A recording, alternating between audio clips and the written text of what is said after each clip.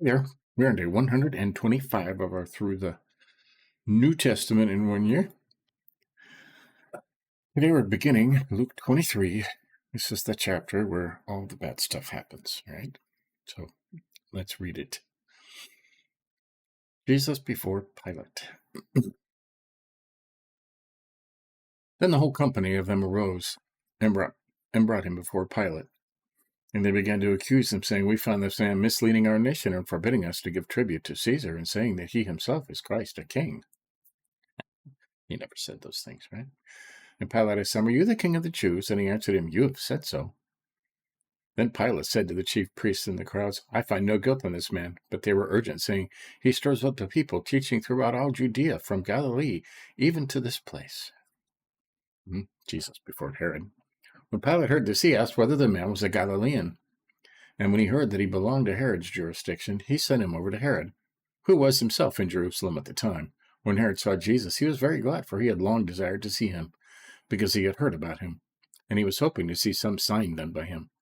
So he questioned him at some length, but he made no answer. The chief priests and the scribes stood by, vehemently accusing him, and Herod with his soldiers treated him with contempt and mocked him. Then, arraying him in splendid clothing, he sent him back to Pilate.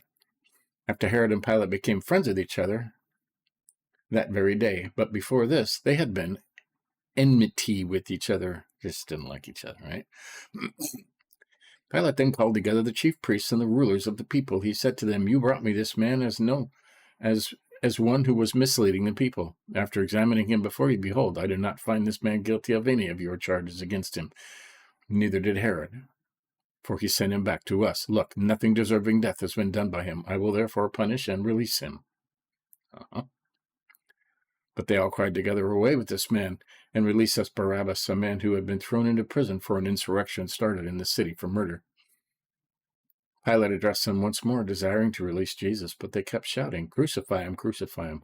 A third time he said to them, "Why? What evil has he done? I have found in him no guilt deserving death.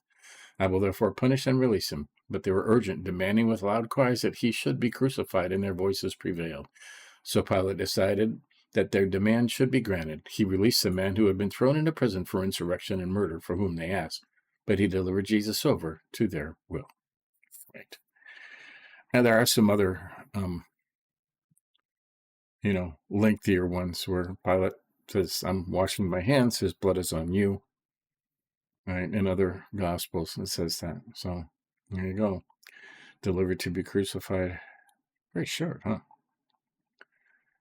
Very short. A couple minutes today. So, and we'll mark that as complete. Finish it tomorrow. Tomorrow is the crucifixion and the death of Jesus and buried. That's the sad part. Done for us, of course. So there you have it. Day 125. Catch up on any you may have missed and give us a like if you think about it. And tomorrow we'll continue. See you then.